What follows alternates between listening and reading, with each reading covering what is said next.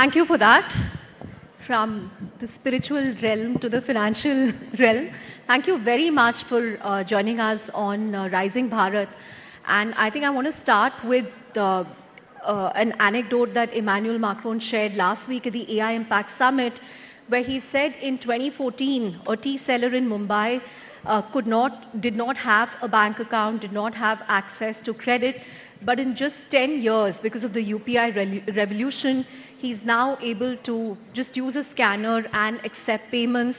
So he called it a transformational moment for India, something that no other country has been able to do in terms of giving a digital identity to 1.4 billion people. So I guess that's the biggest win as far as Rising Bharat is concerned.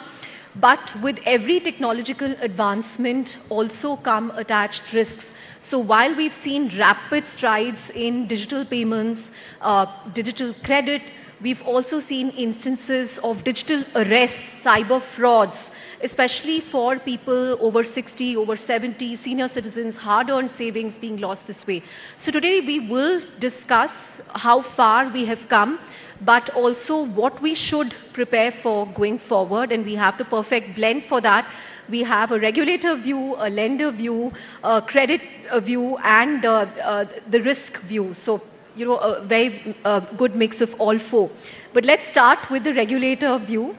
We are talking about Rising Bharat, sir, and I just want to ask you, SEBI has been talking a lot about leveraging technology, leveraging AI for investor protection, for user protection. But what really separates what we are doing in India, how we are able to do this better than other countries? Because the scale is so huge, the scope is so huge. I'm sure the amount of complaints that you have to deal with are exponentially higher than what other countries face. So take us through that. Yeah, thank you, Chandra. And really a very entertaining session we had just before this one. Talking about what we are doing at SEBI. So SEBI regulate capital market, and we can proudly say that there are some initiative which we have taken to protect investor interest, to develop market, to deepen market integrity, which no other country has done. And after we have done that, other countries are taking steps. So this is exactly what Prime Minister was referring yesterday, Rising Bharat, something that we are doing on our own. So I will just give three examples. There are more examples, but just to touch three examples. The first one relates to how we do settlement, trading and everything. So we were the first country to have T+1 settlement. And, it is only after us, US came out with T+1 settlement. And by that time, we were experimenting with T+0 settlement, which means faster settlement. You sell your stock today, you will get money tomorrow, or the other way around, you pay money today, you will get your stock tomorrow, which brings a lot of efficiency in the market, reduces chances for manipulations. So this is one thing, and not only that, in the case of settlement, there was one case which we had many years ago, when brokers who was handling client securities pledged that security with banks, and then that broker went bankrupt.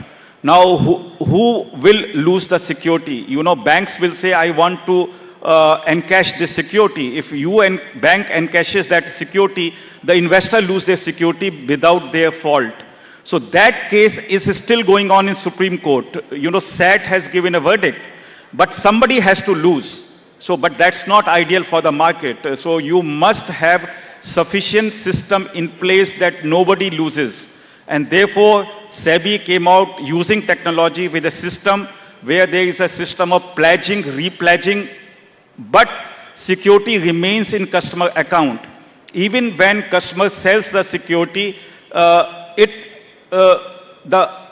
we have come out with a system where is upstreaming of fund and direct payout of securities, where the fund and securities go directly to the client's account and not through broker's account. This kind of system is nowhere in the world. We are the first one to do it so that the fraud doesn't take place. We have a unique system where clearing corporation has full visibility of the client level visibility, not broker level visibility. All other countries only know brokers level visibility. That means broker can use one client fund against another client's obligations. This cannot happen in India. So once again, this prevents fraud. So we can proudly say the way our stock market works, settlement, margining system, pledging, repledging is unique in the world, and many countries came us, we showed it to them and they were hugely impressed and they want to implement that system in their country. So that is one part. My second part is on assured return.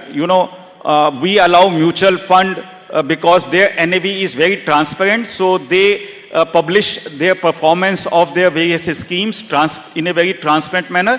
But if there is an algo provider, if there is an investment analyst, research analyst, they cannot publish their result because they can pick and choose whatever advice they are giving. If their advice has worked, they will say, I will only show that advice. If that advice did not work, they will not show that advice. But therefore, we prevented them from publishing their result. So they came out to us that how can you prevent us? How will I win my clients? So once again, using technology, we have come out with a system which is unique in the world. No other country has this system. What we have a Parva, NSE and CARE together have developed a system which is right now on trial basis. More than 25 people have already registered in that system. So in that system, algo provider or IARA, they come on board right from the beginning. So whatever is their advice, performance, gets monitored on real-time basis, and then after a period of 3 months or 6 months, a result is published, whether their advice did well or did not do well, or how much return it gave, or algorithm, how much return it generated. So that is a transparent way of publishing your result. That pilot project will get over in March or April, and from May or June, we will actually have a full-fledged system, which I can proudly say is nowhere else in the world. The third point which you raised about cyber fraud, that digital arrest, different kind of fraud takes place in security market, where you will get a fake app, fake payment link. So lot of people have lost money, and it is not uneducated people. Many of people who are well educated and professional like you, doctors, engineers, chartered accountants, they all highly placed professionals, retired people, have lost crores of rupees because they think that app is genuine. It is Zerodha app or it is Grow app, but it is a fake app. So they put their money over there through a payment link, which is not a verified payment link, and they lose money immediately because the money goes to the scamster. What they show you in fake app is completely fake system, and you think your money is going up. When you want to withdraw, then they disappear.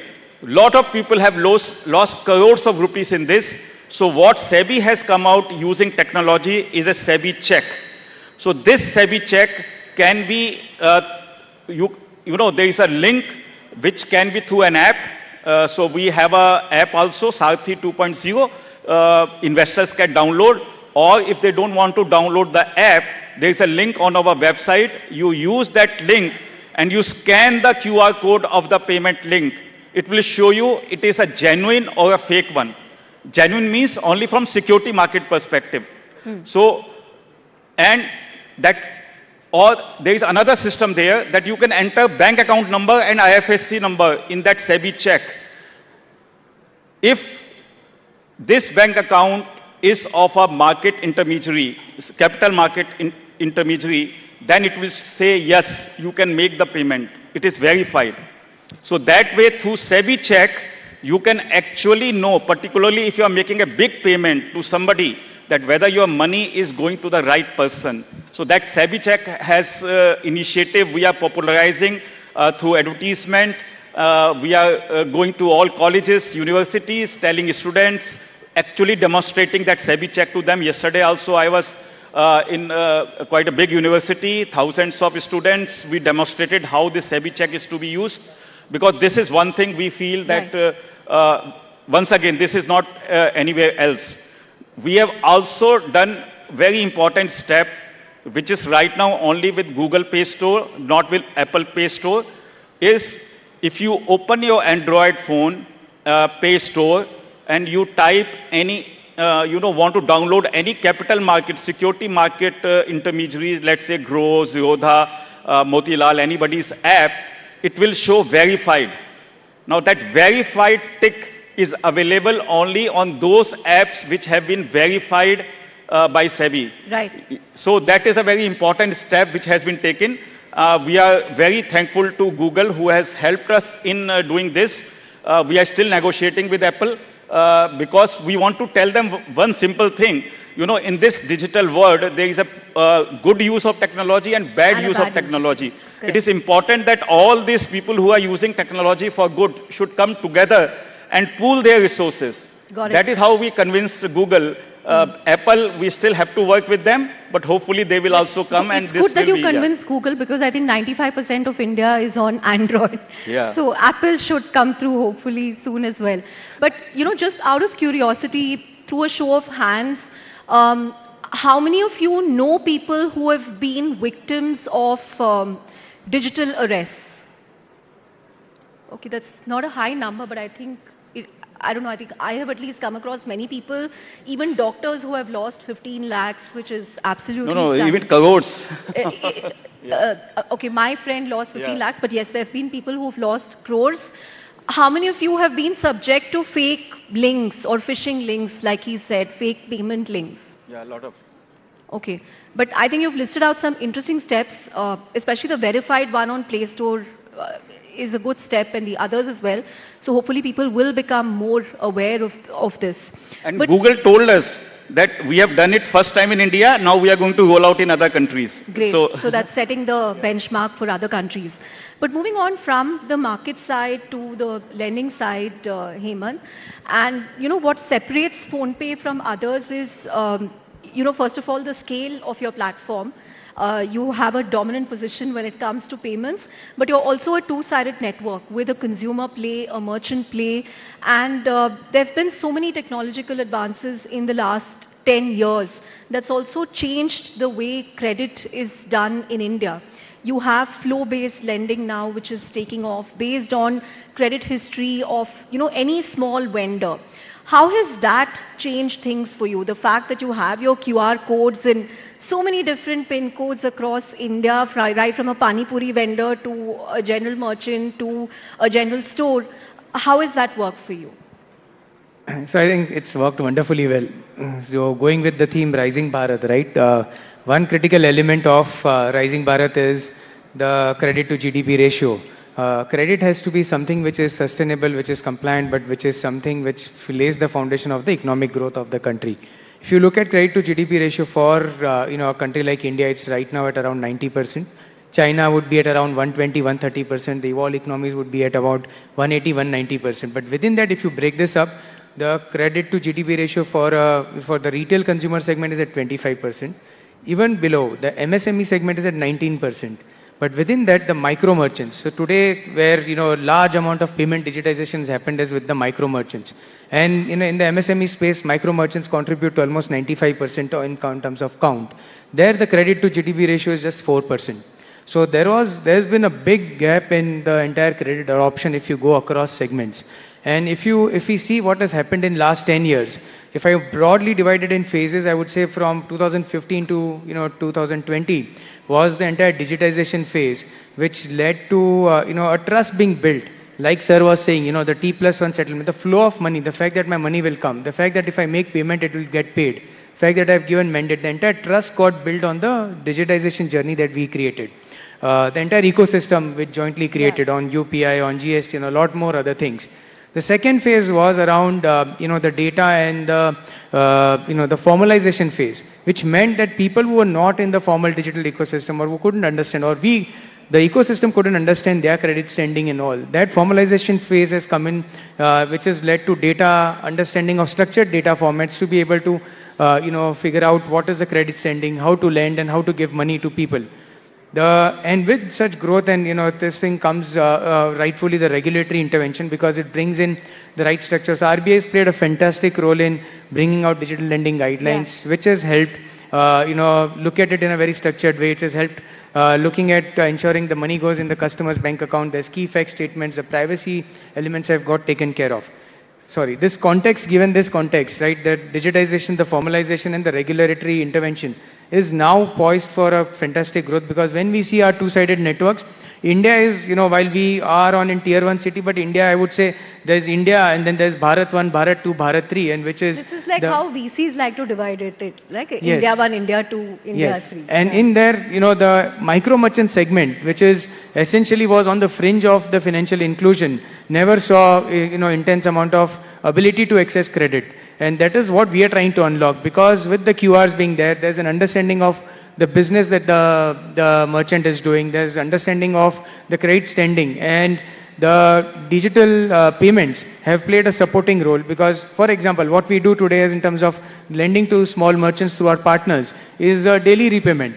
A small kirana store, a small corner store doesn't have needs. So there is a concept of survival credit and growth credit. So medium and small enterprises would need growth credit, but 95% of MSME is survival credit, which means they need money to be able to run their business the next day or the next month or to be able to sustain festive period. So that is what we have unlocked because with the flow-based lending, with the digital payments, which means there's mandates, UPI-based mandates where there is daily repayments, with the bureau guardrails improving, with the regulatory intervention coming in, which means that instead of a 45-day update or 30-day, it is now a weekly cycle with which, there is updates on the bureau. Customers have been able to understand what a credit score really means, why it is important. So there is element of, even in a tier 3, 4, 5 cities where the merchants or consumers who are taking loan realize that my credit score has to be good. That means I have to pay. And there is an issue resolution mechanism which has been put in place within 30 days. So there is so much of work that is happening that I think we are rightly poised. And that is what we are leveraging at PhonePe in a very sustainable way where, ensuring that customers, not just in tier 1, but 3, 4, 5 cities, towns, villages get access to credit.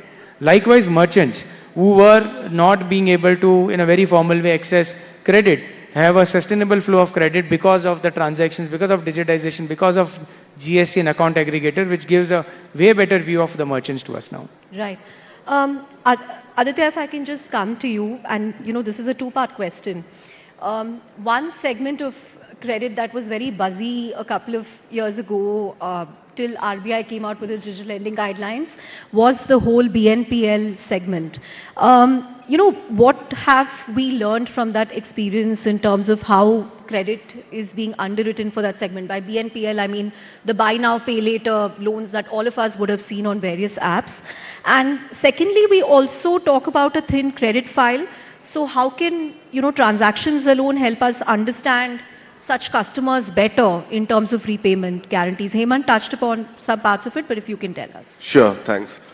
So coming to the first part, the BNPL or the low ticket PL, right?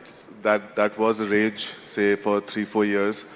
For the right reasons, RBI did come very strongly on it last 18 months.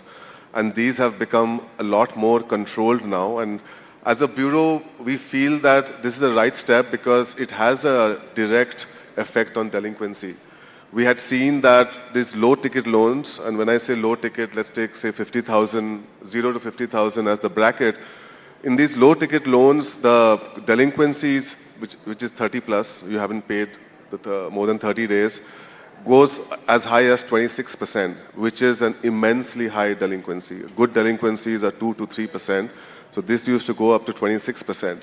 So this had a very vicious cycle because what lenders started doing is they started pricing in the delinquency. So the interest rates would also go up to say 40, 50%, which should be up to 10, 11%. The good news is that we see that stopped now. Right? Everybody has become very cautious in terms of this segment. The growth, the standard growth that we see in the low ticket PL or BNPL, that segment is around 15 to 20%, which was trending 40, 50% 2 to 3 years back. All the lenders have become very cautious not to breach the 15-20% growth level. They have become very cautious on the ticket size. We have seen that there is a direct effect of the ticket size and delinquency. Again, 0 to 50,000 has a very high delinquency, but if we go to a loan above 1 lakh or 2 lakh, it becomes very secure, right? So there's a direct effect of the ticket size. So right now we see that the low ticket or the BNPL is much more controlled, and thanks to the RBI and thanks to the lenders for making that happen. Coming to the second part Yeah. of your question, so there are 3 parts to a credit journey, right? One is NTC, new to credit. There the lenders look at various other parameters like maybe your telco usage, your utility usage, your cohort in the bureau. So that is the new to credit. In India, just to give you a number, we have about 300 to 350 million bureau active, which is obviously one of the largest in the world. A UK would be 30 million, so we'll be about 10x the size of any other developed country. But a thin file comes after new to credit, which is, again, a rule of thumb is that bureau presence of just 6 months, or you just have one small loan. The good part of a thin file is that it starts the credit journey, right? And there are also ways to underwrite thin files. Things like gold loan, two-wheeler, MFI are the ones where the thin file becomes the most. So that is also very closely tracked. And lastly, I'll come to one last point, as Hemant spoke about the micro. I think to make India credit-worthy, the micro, which is 95% in size, but only 4% in terms of the volume of the loans, have to grow. The second thing we all have to grow is the MFI, which is the microfinance. Microfinance is an average household income of 3 lakhs per year, so absolute bottom of the pyramid. And there is about more than 8 crore bureau presence of MFI customers. And I think that's a very good sign as well for credit inclusion. Wow, that's an amazing statistic. 95% in terms of size, but only 4% in terms of credit, the micro market. So you actually have a very large market to go after, Hemant. But Ashok, Identify plays a very important role in the whole digital KYC, background verification space. And I want to understand, is AI helping you or harming you? Because it's become significantly easier to create fake profiles which look extremely original. So has it made your work tougher or easier? So I think fraud keeps me up all night, right?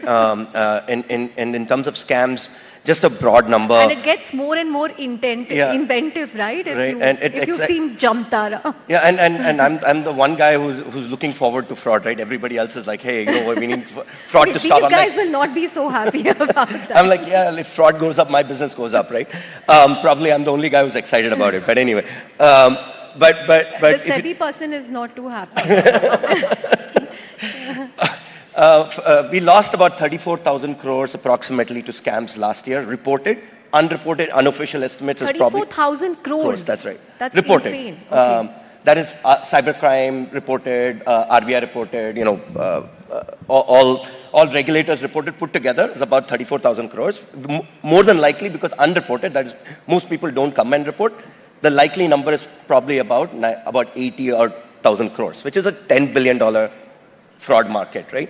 This was about just a couple of years back, reported used to be, not a couple of years, 5 years back, reported used to be about 3,000, 4,000 crores. I think you would also remember that those days, it's gone up 10x, right? So the fraud scams That's why have you gone... seem very happy. It's gone up 10. I'm very happy. Yeah, okay. Fraud, scams, money lost to scams has gone up faster than Elon Musk's net worth. Right? So in that context, to your question, we are seeing a lot more AI originated fraud. That is, what's one of the things with digitization is that once you remove the person from physical contact, it's easier to commit fraud in some sense, right? Because you can kind of run engines on top of that, and you're not meeting the person. So he can actually, if he gets through a hole, he can attack that 100 times. Earlier, he could probably attack that only once. That's an unfortunate sort of side effect of fraud, and obviously fraudsters use all kinds of tools, and they are usually one or two steps ahead of us. So we kind of plug a hole and then they figure out another one. But today, in terms of deepfakes, we are able to catch that. In fact, PhonePe is one of our customers in that end. We can catch deepfakes today. Pretty much, if you use the ID5 platform, or for that matter, a lot of my competition platforms, that's a plugged hole. Where we are not able to plug is see, on the digital KYC side, I think we have pretty good technology to solve for that. On the physical side, there's still a lot of loopholes, right? Because you're physically carrying documents.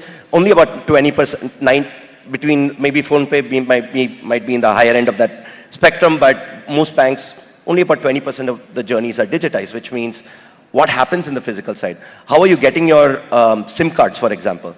These are your holes that need to be plugged, and there has to be a common layer, in my opinion, across all regulated entities to follow a standard model for catching KYC fraudsters, largely because once they enter the system, they can do a lot of havoc, right?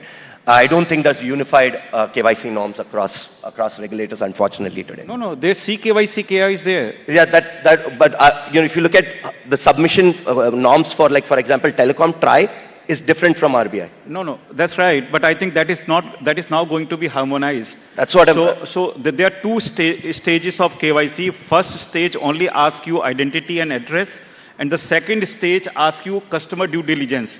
So customer due diligence will differ from a service entity. That will differ. And that's my point. Yeah. Is that if your norms on the banking norms is higher than telecom, right, and the telecom guys are allowing people through, then you have a SIM card with a number. You can do anything today, and then open a bank account right after, because you'll rely on a CKYC submission, which the telcos did, which is a weaker submission in general.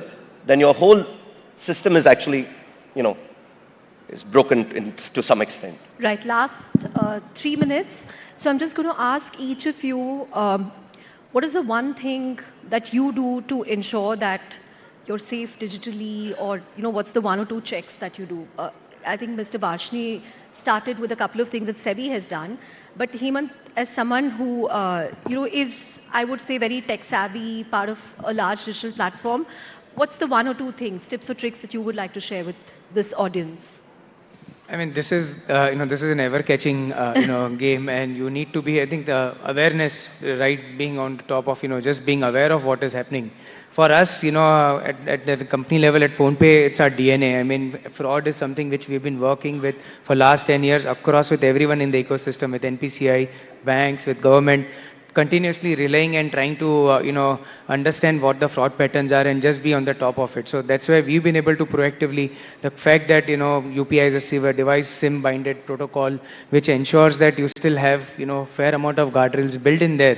But FRA fraud risk is a continuous journey, which we attempt to be on top of it. I think creating awareness and just being aware. I mean, a lot of times it is just about, that small incentive that comes your way, saying, that bait comes your way, or there's a fear mongering which gets created. You just need to be, friends, family, be aware of it. Don't play into the fear and don't play into the incentive. It probably isn't. Sorry? If something is too good to be true, yes, it's probably so incentive not. and fear mongering are the two things which, just play out on human, psychology, which, we need to be just continuously be on top of. Right. Aditya, quickly your thoughts. So, as a bureau is mostly a custodian of data. We don't generate data, or we cannot, in fact, have any modifications done to the data. But what we take care of is that the interaction that we do for a credit report is purely based on consent. That's very important for our business. That is very important from the regulator. So whatever journey that you have from a credit perspective, that has to follow a very, very strong consent mechanism. There are many built-in checks within the consent mechanism. For example, there is no perennial kind of consent. Every 6 months, a fresh consent has to be taken. So that is the guardrail that we work on very strongly. Ashok? What's the question? What are the one or two tips or tricks that you would like to share? Yeah, as someone who sees these frauds? Yeah, I think I don't pick up numbers which I don't recognize. But what if it's a reporter who doesn't know you? I don't pick it up, somebody else, they have to get through someone else. But essentially, I mean, don't, I'll give an example, maybe it's just a Quickly, short huh. anecdote. My father-in-law passed away about 2 years ago. Just the day after, my wife got a call, and the call, basically the guy said, बेटा आपके पापा ने मेरे पास कुछ 50,000 छोड़ के गए हैं, आपको ट्रांसफर करना है मेरे को वापस, give me your account number. My wife, in that emotional turmoil, gave the account number to transfer. The SMS came in. It sounded like HDFC, but the number was not an HDFC number. Fortunately, she's married to me, and I keep talking about fraud, so she didn't. And then right after the call came back again, बेटा गलती से मैंने कुछ 75,000 transfer कर दिया, आप वापस मेरे को 25,000 ट्रांसफर कर दीजिए. Now the problem here is, how did he know that the father passed away? Who leaked that data? It's either my security guard, the hospital, the government, that's wherever we got the death certificate from, the ambulance, or the hospital, right? Now, if that data is leaked, what are they doing? They are attacking you at the most emotionally distraught state, because you're not going to be thinking normally. So when you're making transfers, one of the first things to think about is just step back, think through whether this sounds right. It's not just about greed. Like, there are 3-4 things. One is greed, other one is emotional turmoil, other one is stupidity. These are the 3 reasons that Right. fraudsters use, right? So We're out of time, sir, but final word to you. Anything that you would like to say in 10, 15 seconds on how people should be more aware and vigilant? No, I think from SEBI perspective, probably technology, I have already touched upon what steps we are taking and we will continue to take. But the special emphasis is right now on investor education. And we are, all our market intermediaries, infrastructure institutions, SEBI, we are reaching out to all villages, through panchayat, to students and all, and creating this awareness about the kind of frauds which are taking place and what is the right way of investing. So hopefully, with that kind of educational initiative that we are taking, there would be some change. Great. On that note, this has been a very informative, enlightening panel. Thank you very much. A huge round of applause for our speakers.